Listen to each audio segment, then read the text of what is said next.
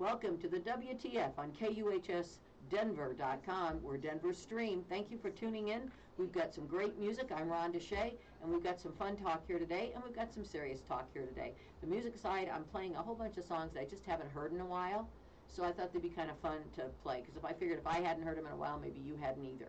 So that's on the radio feed, and of course on the chit-chat feed, the talk feed, the live TV feed. We just kind of have a little bit of fun, and we talk about a little bit of everything. So first, before we start the show, I do want to say my heart goes out to everyone in Florida and Georgia and South Carolina and Virginia and all of the places that were affected by the hurricane, the recent hurricane. I know there are many, many people that were affected, but none more than the people that couldn't afford the proper insurance, or renters who will no longer have a place to go back to, or who lost their mobile homes and may not have the appropriate insurance for that. So my heart really goes out to everyone there, but especially those that the recovery seems impossible. And I know that FEMA has been on the ground since before it hit. The funds were released by the administration before the hurricane hit. And where do they release the funds to? They release them to the state. So FEMA releases them to the state. And what does the state do? Well, they release them to the people that qualify for FEMA support. And now, when you say qualify, you got to take loans in. Well, no. Here's what happens. First of all, if it's a second home, you don't qualify for FEMA. It's only if it's your primary home. So I don't know if people know that. It's all borrowed money. You can't. They don't give it to you. It's like and eventually you get it back, but if they can. There's a lot of exceptions to that based on income and things like that. So anyway, but the ground services are there, the National Guard, the military, everyone that's there, the public service people that have come from all over the country, the public servants like police and fire and emergency response teams. They've all done an incredible job, and they should be commended, and thank you. Thank you. Those social programs are paying off. That's what I want to tell people. That's what social programs is.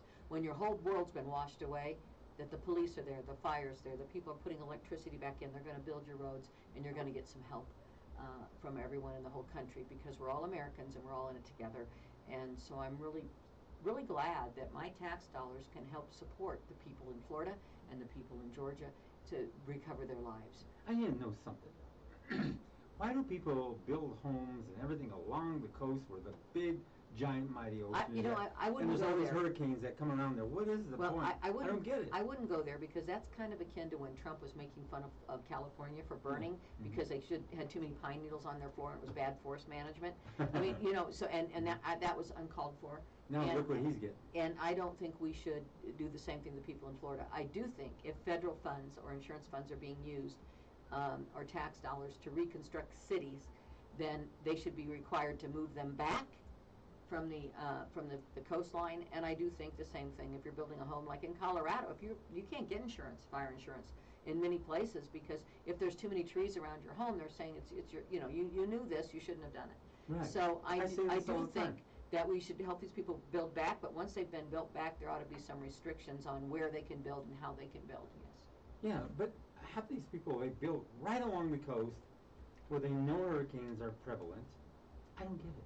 Even in California, along the edges of the cliffs. I know, it's not smart. Yeah. But here's the thing, they're predicting these coastlines are going to change in the next 20 to 50 years, and wealthy families are going up and they're buying the properties that are inland, that are cheaper and that are like just a mess. Yeah. They're going in and buying all those inexpensive properties now because they've got the map of where the coastline is going to be, and they're thinking that in 50 years my kids, when we transfer all our wealth, they'll also have all these properties that are inland that'll become coastal properties. So that's kind of weird. But anyway, that's another story, and I don't want to get into politics. What I really want to get into is just saying that, I hope that whatever you need, it's there for you, and that you're able to recover with your lives and go on and build back better. Where were you getting into politics? Well, just in the fact of whether they should build here or there. That's politics? I don't know. It probably could be seen that. No. Probably could be seen that. Rhonda, would you go buy a house on the coast right at the edge of the cliff where they have all these mudslides and everything? No. That's not politics. That's just saying that you would buy a house on the cliff. Yeah, well, it's too late for that now, so let's just get them back and recovered. Who? The people that need the help to get built back in Florida and South Carolina and Georgia and wherever it affected. In New York? New York, yeah. Just keep going. Yeah, but it's okay to take federal aid for that, but it's not okay to help the poor people in New York or L.A. or anywhere else. Yeah. But And what about Mar-a-Lago? Did it get it? No, Ian had one job to do. One job. It was called Mar-a-Lago. He totally screwed it up. He and everybody else. Did it get close? I don't think it got too close. Should we go help along and just drop a bomb or something? No, you can't say that. No, why can't I? Just don't say that. That's bad. Is it really? Yes, you're going to go to jail for saying something like that. To drop a bomb? Yes. That's like saying, like, that song, you dropped the bomb on me. Oh, well, okay. It's called Outstanding. It's a really nice song. And that's what I it's really a good meant. song. Good, I'm glad that's what you really meant. But I was Come mad. on, Ron, I help just me out kept of it. You thinking, put me into- Ian, I kept thinking, Ian, you had one job. It was to hit Mar-a-Lago. You totally messed it up. You missed it. And just think of all the guys named Ian. Yeah. Ian, come here. What? All these guys are catching. Well, you know, my daughter's in Charleston, South Carolina. Oh my gosh, she didn't get hit. No. There was some flooding in the area, but when it moved, it was supposed to hit directly where Old Charleston was. Then she would have been, she's 24 miles from Charleston, so she would have been in the path of the tropical storm because she's too far back to get the hurricane, but it would have been hurricane force winds and flooding and things. But when it took that little bit of curve to hit just a little bit north of Charleston, at the end of it just barely touched where she was living. But didn't a hurricane also hit New York City? They never thought it would, and it did. Yeah, you never know. Have you heard about that one? It's a movie called Day After Tomorrow. Oh yeah, I've seen that. And so New York's built all along the coastline there, and if it does hit, that's what's going to really happen in New York. Just gone in one hit. But you know what I think is there was a movie out several years ago. It was a horror movie, and there had been a flood in like Louisiana or Yeah. Florida or somewhere, and the alligators came in, and so people had their basements flooded, and their house flooded, and their streets, and they'd go out in the streets, and the alligators were like just snapping them all up, and they were in their homes and hiding in their ductwork, and it was this creepy movie. And I think about that because I wonder if that happens because I mean like there's a ton of alligators in Florida. Yeah. I mean you can be walking through that water and just gotcha.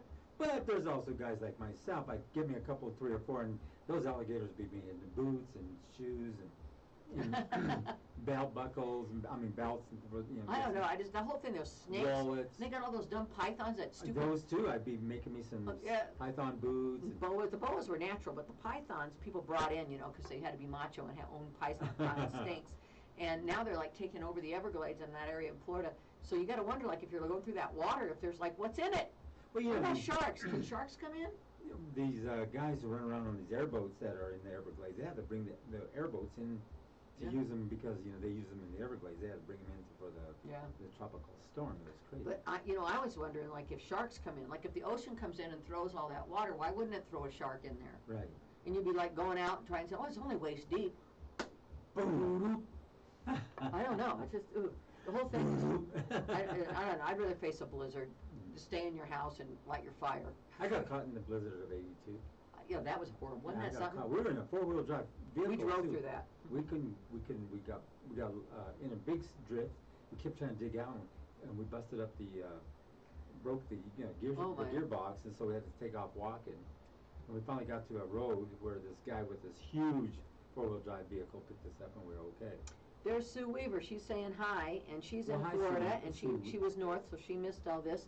And she said, all alligators are, and snakes are a real threat. Oh, wow. Okay, they really are. Yeah, I was wondering that because it just creeped me out thinking about it. Thank you for commenting on that, Sue. And I'm certainly glad that you're safe and that you were further north this time. And, the thing is, in the blizzard of '82 that we were talking about, so I think you lived here in Colorado then, if I'm not mistaken, but it was the first year that Patty and I were married. And '82? Yeah. Serious? Yeah. We just got married in July, and I didn't want to miss Christmas with my mom, and we had we still have it, 1964-5 Willys Jeep. Wow. And the Willys Jeeps were made to do anything. They could do anything. But it didn't have a top on it. And So that's okay. it was so it was parked underneath our we're an apartment building, how they just have those little covers, and it was filled with snow. And so we shoveled out the snow on the inside of the Jeep. We fired it up, and Patty and his brother and the girl he was dating at the time and myself got in it with no top. You didn't have a top on? No, he didn't have. Were your boobs? Yeah, that was it. Yeah, we were. That's we were what it naked. sounded like. No top on. No top on the Jeep, and we jumped in the car. And we went from Southeast Denver to Arvada in it for Christmas dinner. By the time we got there, we were like purple. Frozen. Oh, we were purple. But it was one of the funnest memories I have of all of us in the Jeep singing Christmas carols. Does we're like it the only still people. start up? Oh yeah, it still runs. The only thing that we were about the only people out on the roads besides emergency workers, and we were just singing Christmas carols and laughing. And I went to my mom's. We pulled up, and she was like, "You dummies! I didn't tell you to come here." She had the meal, of course, already ready. She said, "I didn't think you were telling me the truth when you said you were coming." I'm like, "Yeah, we're here." Wow. It was so cute. That is. But I think that, in those times when there are things like that, it does bring people together and families together and neighbors together. So hopefully they're doing this in a positive way and not a negative way. I have seen some pretty rough things on Facebook, which kind of upsets me. And you don't know if they're from Russia, if they're from real people in Florida. So you don't want to get too upset. But I've had them say, "Keep your money. We don't need it." Well, anybody saying that is somebody obviously wealthy enough that they have the right insurance, because a whole lot of people do need the money. Well, even these insurance companies are trying to claim bankruptcy. Well, yeah, and they're also, and the laws for that were changed in Florida by DeSantis. He vetoed a bill that would make them more accountable. And the other thing is, when he was in Congress, he voted against adding more money to flood disaster relief. He was one of the ones that voted against it. So it's a good thing he's their governor and not in Congress, because they might not have those funds if he was in Congress. And I can't understand why these insurance companies want to go bankrupt and all that. They're not bankrupt. They just don't want to give out that money. And then Sue said, yes, she was in Colorado. She said, yep. Yep. His little thing, what is it? IH. Oh, International Scout. That's what it was. Yeah. High centered. Yeah, it did. That's right. That was, I thought you were here when that was going on. But anyway, so, I'm just glad we can help you. But there have been some pretty nasty things on there, like sending our tax dollars to Ukraine instead of giving them to Florida. And it's like, wait a minute, one is not compute with the other. Ukraine money comes from defense and foreign budget, and this comes from disaster budget. You can't intertwine them. You can't change one to the other. That's not allowed. And we saved $1 trillion a year when we got out of Afghanistan. So there's plenty of money in that budget to take care of those needs without affecting what we need to do to support the American people that have been affected by the hurricane. So, it's like, let's just get this stuff straight. And you don't really know when it has a Ukraine post in it, like, you have to wonder if it isn't a Russian bot doing it, because I can't believe the people in Florida would really want to start saying stuff like that. I think they're going to be very grateful for the help they get, right? And deserving of the help they get, So I think those are bots. So don't fall for that stuff, folks. No, I'm serious. Don't fall for it. Well, I have nothing to worry about. I'm not in Florida. Yeah. I don't think I would ever go to Florida and live. I don't like. Personally, I don't like the politics of the state, so I wouldn't. It's too humid. There's too many alligators and snakes, and it's too many hurricanes. But the other thing is that I do think that we have to be careful with these things, because it's in Russia's interest to get us to not fund Ukraine. So when you see these things, I responded to a couple, and then I realized, wait a minute, what am I doing? This is crazy. This is somebody that wants us not to fund Ukraine. This is not somebody that has the best interests of Florida at heart. So we need to separate those two, and we need to realize that we need to help our people in our country. I do think, though, I think it's kind of ironic that entire plane loads and bus load, that they spent $12 million shipping immigrants, asylum seekers from Venezuela, up to Massachusetts. I mean, I bet they're going, oh, thank God, I thought we were going to go to Florida. I mean, they're all safe and fine and have homes. And plus the $12 million could have easily been used now and needed now. And guess what? They need some workers. I was like, well, should I talk about shooting yourself in the foot? But other than that, Susan said yes, DeSantis didn't hesitate to ask for funds that he voted against. I know, isn't that wild? Yes. Yeah, well, that always happens, because, people think, see, here's the thing, and it goes everywhere. It's in Colorado. It's not just Republican. It's not just Democrat. People tend to think in our country that we're this pulled up by the bootstraps, and we can do it ourselves, and we don't need anybody to support me, and I don't need this, and I don't need that. But we don't stop to think that the basic necessities in our country are provided by social programs. That's right. Meaning water, electricity, roads, fire, police, emergency, hospital. All of these things are here for common good. And so we fail to realize that without any of those things, sure, we could do it, and we'd be just like the people back in the Old West where the women died at childbirth, and they couldn't get people to get them, and everybody lived to be a ripe old age of 52. Ripe old age of 52. Because it's those things that make our life better and extend our lives. And So, you know, that always gets me when they try to say it's socialism, when you're really just trying to provide, help people up. Some people don't even have boots to put straps on. I know. You know, it's like, wait a minute, like the people in Florida right now, they don't have it. And they're gonna need our help, and we need to be there for them, and we need to not judge them for it, and we need to not be upset about it and not be making fun like they should have done a better job of forest management, like Trump said, or all the people that said New Orleans was getting the judgment of God. Remember the preachers that came out when New Orleans had the hurricane? It was God's judgment because they're a sinful city. Remember all those fake Christians? Like he's a damning God or something. Saying that stuff. Look at all those fake Christian pastors saying those things. And we do not need to be doing those things. We need to be saying, this is a bad thing that happened to the people in our country, and let's get it fixed, and let's help them. Quickly, yes. Yeah. Now, if you are inclined to help them, please give to something that is legitimate. Do not answer calls or phone calls or emails or pretending they're your friend. This is Rhonda. I'm in Florida. I'm stranded. Send me money. No. You know, don't do that stuff. Don't give to organizations. Don't give to people. Don't give to anybody that is not a legitimate organization and been there for a long time. Red Cross, for example. Yes. And I'm sure if you go on the Florida government site, they will give you a list of places where you can be helpful. But please don't do anything other than those types of charities, because they will just be giving your money to some con artist, and they won't get to the people they're supposed to get to. Even when they gave to Red Cross and some of the large charities here in Boulder, that money never got to them. Oh, I remember because that, yes. That Red Cross, was it Red Cross that did it? Mm-hmm. They kept like so much for their organization that like people gave $1 million and maybe 600,000 got to the victims. Wow. So you need to see what percentage of your donation is going to go directly to the people, the victims of this catastrophic event. And it's okay to ask that of the Red Cross or anybody, and do it before you give. That's right. Yeah, if you're going to give. I think they'll probably get plenty of money from FEMA and everything else, but we'll see. Okay. Weaver says support the Red Cross. So she's there in Florida, so... Even if you have insurance, they don't cover nothing. Oh, they'll try to get out of it. They'll do... They'll say it was water damage and you're only covered for wind, you know. Yeah. Or something. Yes. You know, it's crazy. And they're not afraid to say that stuff to you. They can turn around and say, well, your policy didn't quite cover the storm coming in from the left side, but the right side, yes. So that's like we had a leak in our house recently, and it collapsed a little piece of the ceiling in the basement, so we got to get it fixed.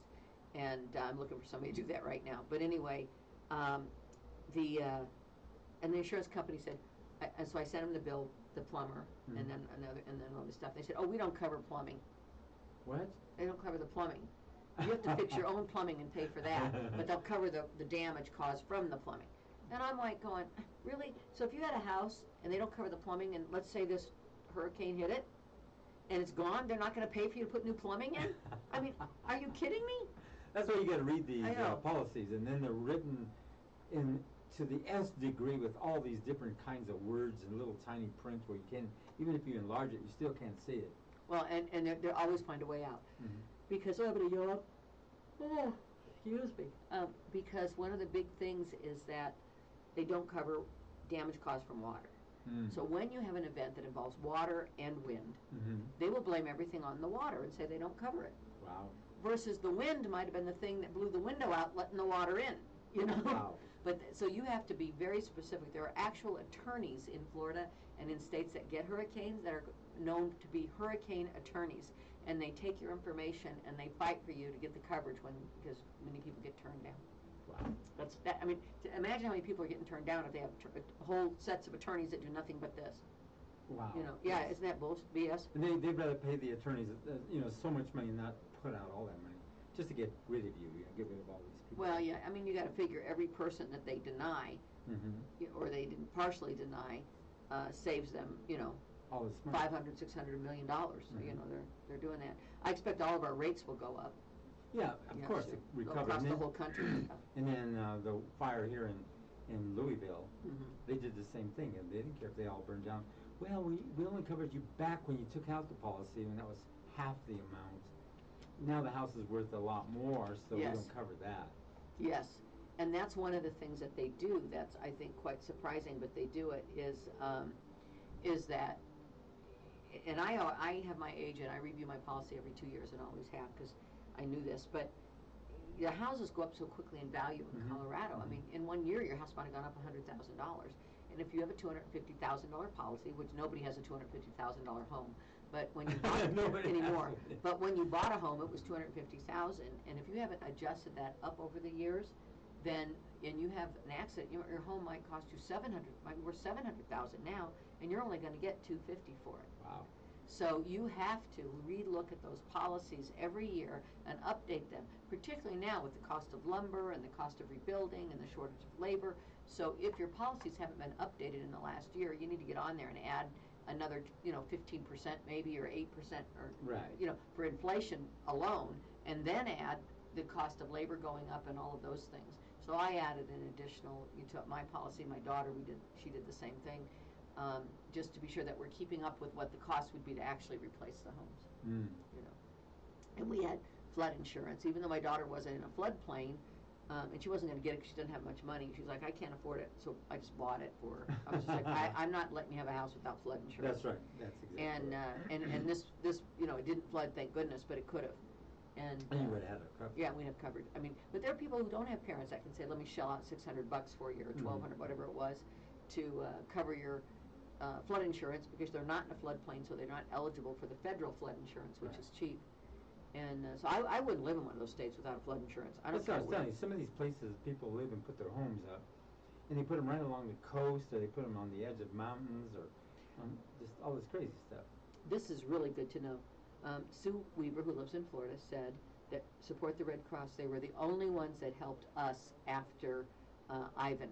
Wow. So Red Cross money is getting to the people, so go ahead and please help them. That's a great place to donate if you want to help. And she said also they subtract the land cost. Wow. Wow. Oh, yeah, because the land's... Yeah, but the land might be ruined. Yeah, and that's what happened in Superior. Yeah. The land was ruined. They had to go dig out everything and put new dirt in there because of the contamination. It was so contaminated. Most of those homes will never be rebuilt by the people that own them. Yeah, because they can't. I mean, they can't. What do you do in this case? I don't know, because if you owned your house, I don't know what happens. If you owned your house and say you got a $400,000 check, right, because you owned it, right, but so I don't know if you're required to rebuild or not, or if you can just take the money and run, but you can walk.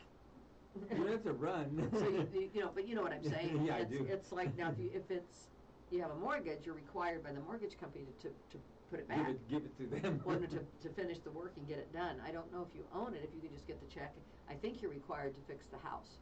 But there's nothing there, they're gone. Yeah, and so what happens if you can't afford to? If you can't afford to rebuild. Yeah, I don't know. I don't know if you just lose everything, or you take the check, cash it, and go buy your stuff at Home Depot, and then return it all and run like hell to Mexico. I don't know what you do. That's funny. Yeah, here it is. Take a picture of the neighbor's house. Here's our house. We rebuilt it. Get my check. Bye. I don't know. You're smart, Rhonda. I really don't know what you do. That's what you do. I mean, I would think that if you owned it, you wouldn't have to rebuild it. You could just get your money for it, and then do it on your own time or whatever if you want to. But you're not going to be able to build back a $700,000 home if you only got $400,000. Right. My guess is most of that land will either people will end up, the banks will own it. And I do think FEMA was the one that came in and cleared off all that land and made sure it wasn't hazardous anymore. Right. So I don't think that cost them. But I know when the tornado hit our house years ago, that big wind thing, that they wouldn't cover the cleanup in the yard. Wow. And that was quite expensive. I don't understand that. They would cover the home, but they didn't cover the cleanup. And we had big trees down and all kinds. And then I thought, why won't they cover the yard? And I read the policy, and it said, hazard. They'll cover it if it's a hazard. So I called them back, and I said, you're telling me you're not going to cover my yard? And they go, yeah. And I said, well, the windows blew out in the back of my house, and they did. I said, we had to replace like 20 windows.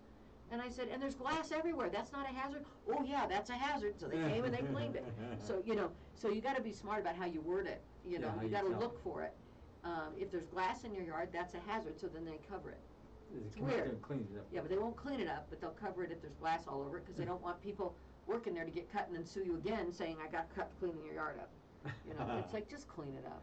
That's pretty smart, though. But, well, I went and read it, and I thought, well, because I kept looking, thinking, this is a hazard. I'm going to get hurt cleaning this stuff up. And then I went and looked and realized that's what it was. So, okay, If you don't rebuild, you pay income tax as income. So you get your check. Oh, so Sue Weaver knows. They subtract the land cost. They don't give you a check for that. If you don't rebuild, then you pay income tax on it as income. Well, I'll tell you what, I'd rebuild a freaking outhouse and then walk away. I built it. An outhouse. Oh, speaking of tax, are you ready for this? 6 states are suing. No, 7 states. 6 states are suing, and 7 states are participating in something else. 6 states are suing Biden's government to block. Gosh, I'm yawning. To block the payback for the college debt. Are they really? Yeah, Why? so 6 states are suing it, saying that, well, one of the reasons was saying that it was going to cause unfair burdens on them because in their state, if their student debt's forgiven, the people have to pay tax on it. So it's forcing them to have to come up with tax money, which, you know, most states the tax is 4%. If you got $10,000 forgiven, you're going to pay $400, you know. It's like, come on. But anyway, they're trying to block it. And that got overthrown this week in court, that's not an issue, it's not enough to make a difference, and that they don't have to, and the reason it got overthrown was because if you don't want loan forgiveness, don't take it, then you don't have to pay the tax. So that got tossed out. There are 7 states, including California, but they're changing their rule on this. Most of them are red states, that are, North Carolina's one of them, Virginia, you know, all the typical people. That are going to tax you on the money that you get forgiven for. What? I don't understand that. What is this forgiven? They shouldn't even be charging to go. First to of all, school. it was predatory lending. Yes, They allowed it big time. And you know, but yeah, they're gonna tax them. So these people that are broke as it is, that you know, that are gonna get $10,000 or $20,000, or no, the government doesn't. The federal government isn't taxing you. So whatever your tax rate is, and if you live in those states. So in some states that's 4%, in some states that's 6%. In some states, that's nothing. Depends on the state. But California's voting this week to get rid of that, so it doesn't happen. So it won't happen. But yeah, that's the skinny on it. That's the skinny on it because they don't like it. They don't want anybody to get anything, you know. And but it's like, you know, we're sending how many billions to people? That's what I can't understand. They send all this money all over the place. Now, here's the thing that I was really looking at. They said we're giving the Ukraine $4 billion to ramp up all their military equipment. No, they're not. They're giving it to themselves here in Northrop and all these big, huge corporations to build it to send it out there. It ain't going to them. Well, yeah, the product is, but the labor and the cost of building is benefiting us. That's right. Absolutely. That's all it benefits us. That's it. But the interesting thing with that, again, like I said, we're saving $1 trillion a year we spent in Afghanistan for 20-some years. Wow. $1 trillion a year. So, you know, we pulled out of that, thank God, and I was in favor of pulling out of that. There's no easy way to pull out of a country, so that was a little messy, but we're out of it. And I don't like the way you talk. our like deficit is down by $1 trillion since Biden took in. Oh, it's been crazy. And it's more now. And we have $1 trillion a year in that budget that was going there for defense and for foreign aid and things like that to support the stuff we're doing in Ukraine. We're not even coming close what we're sending there to what we were spending in Afghanistan. Not even close. It's crazy. So there's no way to, you know, equate those two. It's, you know, what we're going to spend in disaster funds is in the budget based on what Congress passed and based on what we have in that budget. And what we're going to spend in Ukraine is based on that budget. And the two shall never meet. Wow. It's not, you can't do it. It's not like at home. I didn't spend, oh wow, I only spent $400 this month in groceries. That means I can spend $200 buying new tires for my car. You know, can't do that in Washington. It's like, you didn't spend it, you don't get it over here. You just didn't spend it. You know, it's, oh God. You can't, and you couldn't do that when I worked at Disney. It's like, if you had one budget that was under and one budget that was over, so for the whole year your actual budget was great, you still got in trouble because you can't have a budget that's over and you can't move money from the one that's under. You know, it's crazy. It's the way it works. Mm-hmm. You know, who created all this? Accountants. What a mess. Well, they did that on purpose, I think, so they have jobs. You know, like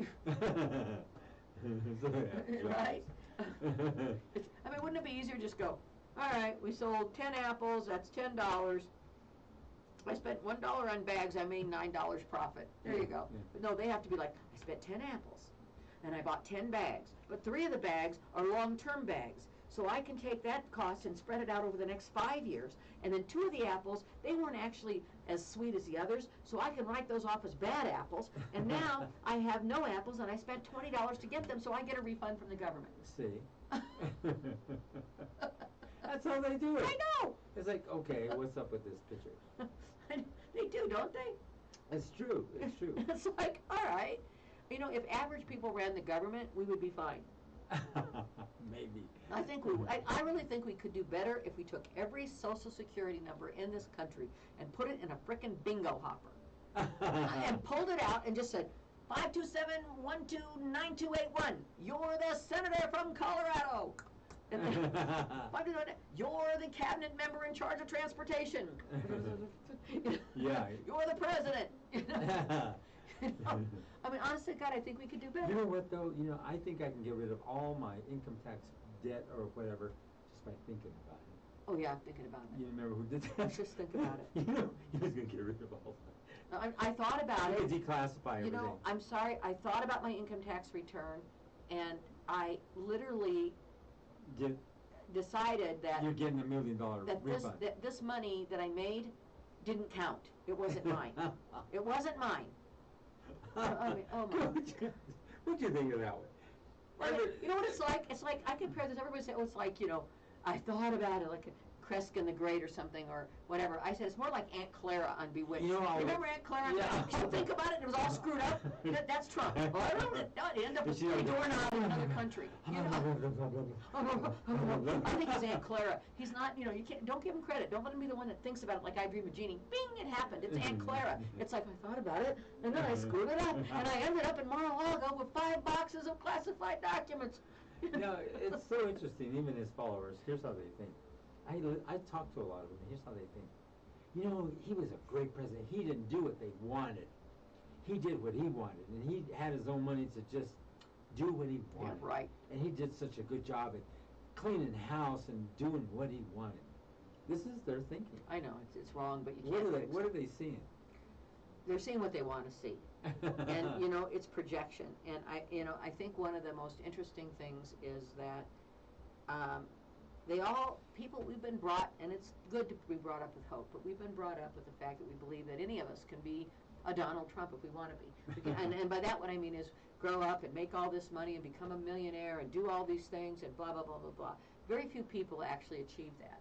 But there's that hope in the back of everybody's mind that someday my ship's going to come in. So they keep voting. They keep voting like their ship is in. Yeah, instead of that their ship is stranded on a damn desert sandbar, and it's like all busted up and everything. So they vote against themselves. Yeah. I mean, we see this constantly. We see this with Social Security coming up.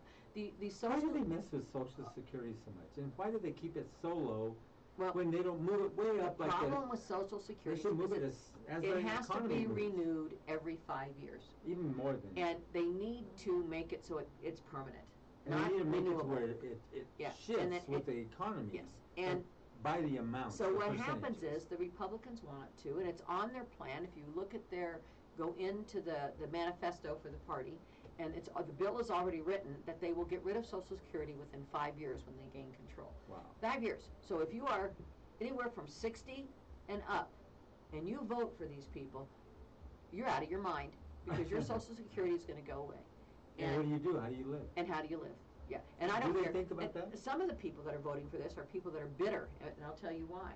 They're bitter because, they were the guy that was Billy Bob, that was the carpenter down the street, and he never paid taxes on the money he made. He'd hide it. Billy Bob. Right? No, right? He'd hide it. Like he paid cash to build somebody's chicken coop, and he'd put the money away. Or if he got a big job, then he'd turn that in and pay a little bit of taxes. So when it comes time to getting Social Security, they have about this much of it because they cheated their way through their entire life and tried to keep all that money under the table. And then when Social Security comes about, they get $500 a month or $700 or $900 a month, and then they're like, well, big deal, I'd rather not have Social Security. Yeah, so because I don't get it. Well, you don't get it because you didn't pay into it. I mean, and the other thing is, if you did pay into it, and you were a low-paying job, then you don't get as much. And I do think there ought to be a minimum on Social Security for anybody who paid into it that met the quarters, so that they can have some kind of living standard. That's what I was saying, and adjust it all the time to the economy. Like the economy's way up here in Social Security, you're still, we're going to move it up by $20. Yeah, that's not going to do anything. and it's not, But wait, it was never when meant. they do that, then they raise up the Medicare costs. Yes. By 40. Well, you know who we can thank for some of this is Reagan, and I'll tell you what he did. When Reagan, Reaganomics.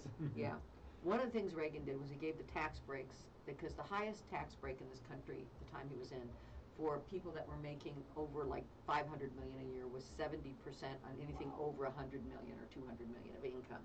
Wow. That's okay. They got 200 million.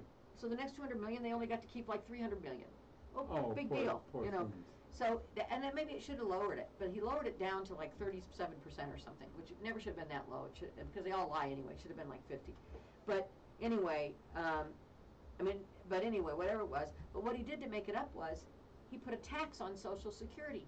That's why if you make more than $32,000 or $34,000 a year from all sources of income, including savings that you've already saved and paid for, or IRAs or anything, if you make more than $34,000 a year, you have to pay tax on your Social Security. Thank you, President Reagan. He put a tax on Social Security to compensate for the taxes he wasn't getting from the multi-rich. Wow. And that happened under his reign. And most people don't realize that. Yeah. You know. And see, they call it Reaganomics back then. A lot of people are going out of business. They couldn't keep up with his taxation. It was just so odd. And some people recovered. Well, there's Mike Nicholas. Mike, he's in Florida. I hope everything's all right. I understand your home made it through. Thank you. I'm so glad it did. These are wonderful folks, Mike and Sue. They're such good people, and I'm glad that your home, at least from what I understand, made it. So that's great. Wow. And so did several of my other friends. Their homes all made it, and I'm really glad they made it. And I hope everybody in Florida, like I've said, I'm really glad that we have the ability to, and the safety nets in place to try to help them recover. Some will never recover because they just. Well, like Puerto Rico, but we hope they do. That one fake president went down and was throwing them all paper towels. He didn't even know that was a State of the Union. Well, I've seen that on Facebook feeds too, but you don't know how many of those are bots. So what I would say is when you see something that comes in that says, you know, you're giving all this money to Ukraine, send it to Florida, I don't want your money. They're trying to do this on purpose. Russia has a vested interest in making us not want to fund Ukraine. Right. So don't buy into that. Just be kind and be gentle to the people that need it. And, we can deal with it at the voting box later. But right now, those people need our support and our help, and they need the services that they have paid into and we have paid into. And there's a lot of these people who are running for office that you wonder, how did you get voted even that far in? I don't know. Have you been listening to some of them? Now they put up Ocasio and Biden and a few others, and no, you're not running against them. You're running against this other individual here in the state. I don't know. Don't let these people take away your jobs. What are you talking about? I know. How do you like the one in Colorado where they're talking about that they want to send our job over? That's what I was telling you. That's got nothing. That's just like totally fake. We don't. I know. It's like there's no plant. They don't say who the person is. What is the job? As far as I know, there's no oil jobs leaving Colorado. I know. I was like, we are a mining. The same thing We are a mining talking state. about. We were founded on mining. Mm-hmm. Okay. What is it? That's that lady I was There's telling going to you. be mining here forever. What is she thinking? It's just a matter of regulation and making sure that it's done right. You She ruined her own. Well, that woman's nuts. Yeah, she was out there doing the abortion stuff, and then she took it off and said, no, Yeah, it's like retard. And then don't say that word. That's not I nice. didn't say that. But yeah, she's stupid. That's what it was. Thanks for the clarity. She's stupid. You don't be saying that, Rhonda. Now, here's what Sue said. It's going to be a long road to recovery. The people in the Panhandle still do not have their homes in from Michael. Yeah, it takes. It's like our people in Boulder from the fire. Yeah. Most of them are never going to get it back, and it will take a decade, I think, for that to get back. They're done. Yeah. They left. Because it's just too much devastation, and it depends on the safety net that you have personally. Right. Because and by that what I mean is, let's start with kids that are in foster care and they turn 18 and they get out and they have no family, nobody. There's absolutely no net under them. How do they get a job? How do they go to school? How do they better their life? There's nothing for them. So that's a no net. Then you have the people that have families that are very, very poor, that maybe their parents weren't great parents, that so they have a limited net. Maybe they can go home, but they don't want to go home to that home. No, I'm serious. Or then you have people who had really decent families, but didn't have a lot of money, but their parents are dead, or whatever might have happened, and they might have a little bit of a net, but they don't have much. Then you get the people like the lower middle class where mom and dad worked and they had a little house that was worth, you know, a little bit of money, and when they died, you got $50,000. So you have a tiny net. A tiny net. And then you go up, and as you go up in the income brackets, the net gets bigger. So if you're in an income bracket where your net can sustain the loss of a home, let's say you have $300,000 in the bank. That's not even big compared to the big rich people, but let's say you have $300,000. And you lose everything, but you still have $300,000. That's right. You've got enough to get a new car, you've got enough to rent a place, you've got enough to buy a cheaper place, you've got enough to start over. Yeah. All right? And but you know, so that net's going to sustain you for a while. And so it's the same thing with health care. If you have no net and somebody gets cancer, you're done. You're done. You lose everything. You're living with your kids the rest of your life, or you can move out of the country and go up to Canada or Europe. And you can't go to Canada. You got to have $1 million to migrate to Canada. Why? That's their law. You can't come there if you don't have a job or you don't have $1 million. No, sir. I've never heard that. No, come on, that's their law. It's been their law for years. No, sir. You can't go to Canada if you don't have $1 million. You can go visit, but they don't take you in. No, sir. Mm-hmm. No, come on. Unless it's an asylum case, you cannot get in there if you don't have enough money. They want the people that go there to not be a burden on the government, and they have to have enough money to prove that they're not. No, and sir. Yes, they do. Come on. I'm not kidding. You're joshing. Nope. And many countries are like that. We're one of the few that are not like that. And you need to have a sponsor. You should have a sponsor in our country so that they know when you come in that you're going to have a job or a place to live or a family to help you. But we don't. We used to have that. I don't know if we still do. But anyway, so the net is the important thing. So without safety nets, people don't recover. At all. At all. Even if there is FEMA, even if there is some funds, they're so far, everything is so far gone, they're not, you know, it's really rough. So we're going to see people for decades and decades from this storm that it'll be generational poverty for some Big of them. time. For some of them, it will be. And so my heart does go out to every single one of them. I don't give a crap if they're red or blue or purple. It goes out to everybody that's had that experience. And I'm just glad that we have some systems in place that hopefully will help the majority of the people recover. But it will take, I think, probably a decade or more. Wow. You know, and it's just sad. It's just sad. But anyway, you know, what can we do? I mean, those things are going to happen, and they're going to keep happening. They've happened since the beginning of time. They're just getting more frequent and more violent. Yeah, and have you noticed, not just say violence, have you noticed the violence in Denver? My word, they're shooting cops and everything. There's another cop shooting over by the airport this morning. Did you know about that? I know. The cop shooting up here in Broomfield. Well, I think we need to pass some laws. Like, I believe only police, fire, and first responders and military should have body armor. I don't think that the average Joe should be able to walk into a store and buy any kind of body armor. No, I don't think crooks should be able to have it, or the average person. The cops need it. Nobody else does. So I think that's one rule that I would pass. Man, then this guy kills. I mean, there's all this stuff going on. I know. Shoot, I mean, what do you think of this one? This one has got me bamboozled. Why would a cop pull over a gal, put him in his cop car, sit on the railroad tracks, and then get off the way while the train runs right through the car? Did you hear about that one? No. What? What happened? This cop, a policeman, up in the Greeley area, pulled over this gal because they said she was road rage. No, road raging. Okay. She's Hispanic. Gets her, puts her in cuffs, puts him in the. He stops on the railroad tracks to stop her. Well, that's dumb right there. That's dumb right there. Nobody should stop on a railroad track for any reason. It's kind of rural area. Yeah, but so what? Yeah, I know. But puts her in the back of the car. Steps out of the car. You can hear the big, huge barrel and freight train coming. He steps back and watches it ram through his car and take her down the line there. Messed her all up. Well, you know what I think? What is wrong with this picture? Well, you know what I think? He was an idiot, stopped on the track. Yeah, that's an idiot right there. Right, and puts her in the car, sees the train coming, and it's like, oh shit, I gotta get out of the way, and takes off. He doesn't think about it. He had time to just I don't open think the he back did it door. on purpose. I think it was just like, oh, get out. No, if you look at him. Yeah. He's just standing there looking around. And then looked around and went, oh my God, he had like 10 it. seconds, 15 seconds to run up to open the door, pull her out. Yeah, and he just panicked. He didn't panic. He just walked away. He walked or ran. He just walked away. That's so weird. That's what everybody's saying. That's murder. That, in my opinion, is murder. But she's okay. She I don't care what it is, then it's attempted murder. Attempted murder. But her lawyer was such, I mean, he wasn't real brazen and bold. He just, yeah, well, that was wrong of him to do that. get you a good lawyer, somebody Oh, coming. you don't know, because he might be one of those lawyers that, yeah, that was wrong in public, and then he gets in that courtroom and he rips them a new one, you know? You're right about I mean, that. it might be so cut and dry with the video that he's just sitting there, he's calm. Salivating. He's realizing that in about 2 months, I'm gonna be living the rest of my life on the beach in Mexico. Because, you know, I mean, that case might be so cut and dry that he's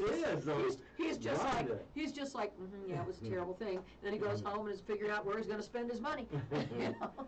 I mean, there's no stress in that case, he's won it. Jesus, that's just crazy. Oh, there's Patty heading down Wednesday to support the Red Cross. That's great, Patty. Good luck down there. We, as I said before, we hope everyone gets the support they need and the help they need. And I understand your place survived, so I'm glad to hear that. And it's really wonderful to see you going down to support and help the Red Cross. That's great. And so many people are doing that, and I urge people to do that and help people. This is a time for us to put the political part aside. You don't hate your neighbor for the way they vote. You know, you can hate the people they voted in, but you don't need to hate your neighbor for the way they voted. So if you're on the backside, so you should support it. You should put it aside. We should be, you know, praying and hoping that our brothers and sisters in the United States have been affected by this, that they get through this thing in the best possible way. Take a look behind you. What's behind you? Oh, that's the video. Oh my gosh. Okay, is that on screen? Yeah. Okay, so wait a minute. Okay, now start over. Start it over. Okay, here's the cop. Look at him. He puts her in the car. He sees the train coming, and he's scared. No, he's not. Oh, what? Oh, wait, let's see it again. Look at it. Look at the car doors open. Okay. Oh, look. Oh, she's in the car. Well, okay. Oh, look. Let's back it up. Okay. Why is he parked on the train tracks when he knows the train's going to come? That's unbelievable.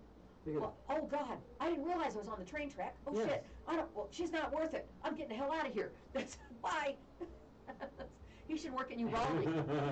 He should go to work at Uvalde. Let's take a look at it. One more time. Look at it. One more time. He should go to work in Uvalde. That back door is open. Don't you think?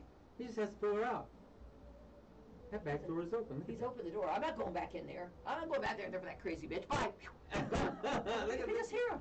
Jesus, and she survived that? She survived it. Look at it. The train's dragging that car all the way down. Oh my God. Oh, yeah, she owns whatever that is. She owns it. She owns that town. She owns him. Oh my God. Hey, what did you think, real quick, because we're going to have to wrap it up pretty soon in a few minutes. What did you think about the election in Italy? Wild. Something's wrong with this world. Well, I'm going to tell you right now. Not right there what I just showed you. Yeah, well, I told you, he should go work in Uvalde. Those guys were the same kind of chickens. All these big old cops with these guns, they think they're tough shit, and then something happens and they just run like cowards. Why don't you park the car on the railroad tracks and leave the door open and let the train smash the poor chick? Because you're a coward. Leave that poor chick in there. He's a coward. Can't you just yank her out and pull her out? I know. Or couldn't she get out? Was she drunk or something? No. Okay, I'm telling you, a train's coming, my hand's like this, I'm out of that car. She was trying. I would have been like, screaming. no. She was screaming. You know, God. She was screaming. Anyway, so what do you think about the election in Italy? Let's get back to that. You tell me. We're seeing some, what the F? Well, you know WTF, that's all I got to say. I know, my show never has been more appropriate ever. I mean, I named it several years ago before all this stuff went nuts. More appropriate. So in Italy, they elected a fascist, a woman that is just a little bit right, a little bit left of Mussolini. I mean, literally, that's where she's at. She's not. No, not a king. She's not. She's not far right. She is like so far right that she's within a couple of yardsticks from Mussolini. And it's like, are you kidding me? Where do you get this stuff from? Have you read the policies that Yeah, but where do you get this Mussolini? Well, you know who Mussolini was. Of course, that's why I'm laughing at So, you. but here's the thing. Mussolini, yes. So here's the thing. American soldiers, and I'm Italian American, and I'm proud of it. And my grandparents spoke Italian in the home. My mother spoke Italian before she spoke English. So, I'm not picking on Italians, but I am. It's like now you may be embarrassed to be an Italian. But anyway, the whole thing is, I mean, this is ridiculous. We had American soldiers who went over and fought Italian soldiers because they were on the side of Hitler. That's what fascists are. They're on that far right side, and they're on the side of Hitler. And people that are listening to this probably had fathers or grandparents who died fighting Mussolini in Italy. And then the Italians, because they voted him in, they were all supportive of Hitler. Yeah, let's go Hitler, because you know what? Hitler was right there. It was easy. They didn't want to fight. Then all of a sudden it was like, oh God, the Americans are winning. We give up. We change sides. So then they changed sides to support America. Okay, we accepted that. Great, because maybe they were forced into it. The average Italian person didn't like Mussolini. You know, all this stuff. And they finally ran him down the street and they hung him and his family and his dog. And they did. And let his body hang in the street for a month. No, they yes, didn't. they did. Come on. Yes, they did. So they got rid of him. And then they welcomed the American soldiers. And I thought, well, that's cool. They finally got the message and they stood up, you know? Now I realize they're just chickens. That now it's like, oh my God, our gas prices are going to go up, and we might not have wheat, and Putin is really mean, so let's go ahead and elect the fascists, and we'll side with Russia. And you watch, mark my words, when things go bad, they'll be like, oh, we made a mistake, America, please come and help us. Screw you, Italy, we're not coming to help you, okay? You can't say that about Italy. No more people are going to die from American soldiers on your shore when you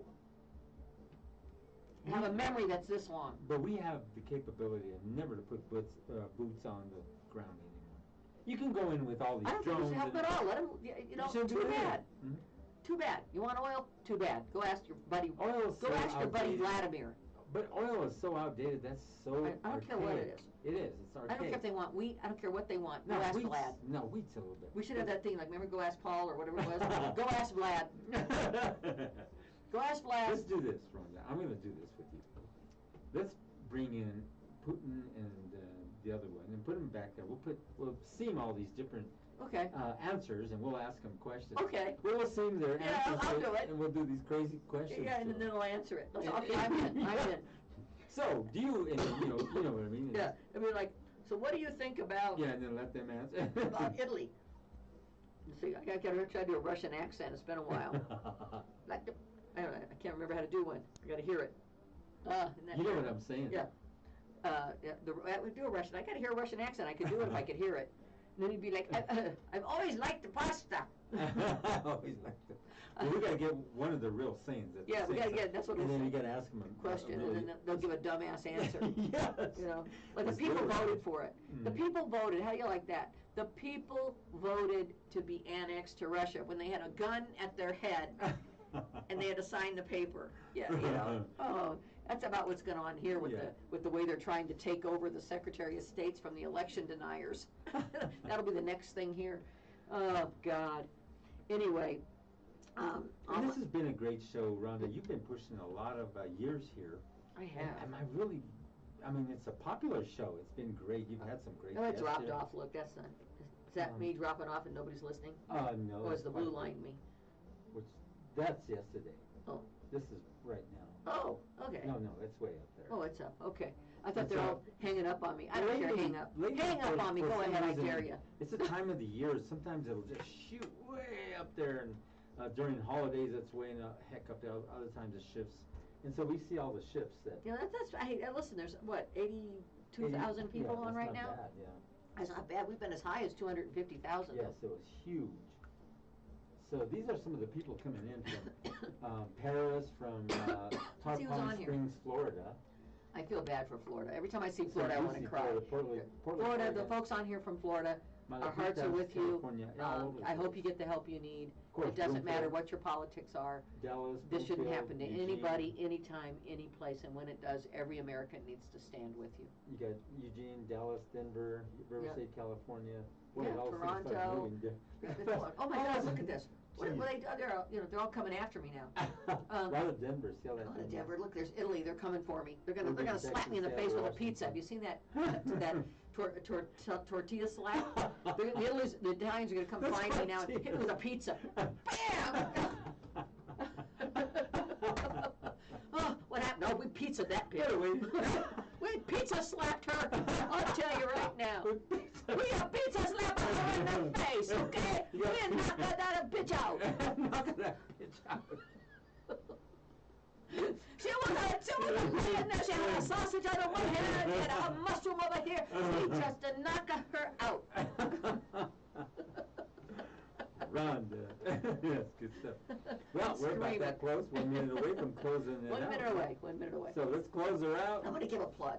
And, I Give am the plug. just real quick. No, you're in. I am helping a woman named Sister Sabina, Stella Sabina. She is from Uganda. She's a Ugandan nun. I'm going to send you a couple of promos. If you'd like to check out her charity, it's Siteaw, SITEAW.org.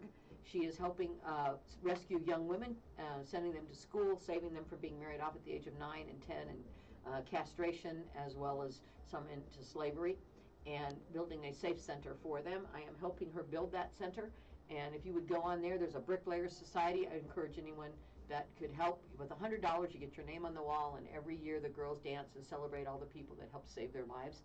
And so I would really encourage you to, if you have an extra $100 to spare, to go to Siteaw.org. Nice. With that being said, we're going to let this... Take care, and I'll catch you in 2 weeks. Hold on. This is Rhonda Shea. Thanks for tuning in to KUHSdenver.com. We are the stream. Thank you, Rhonda. Yeah.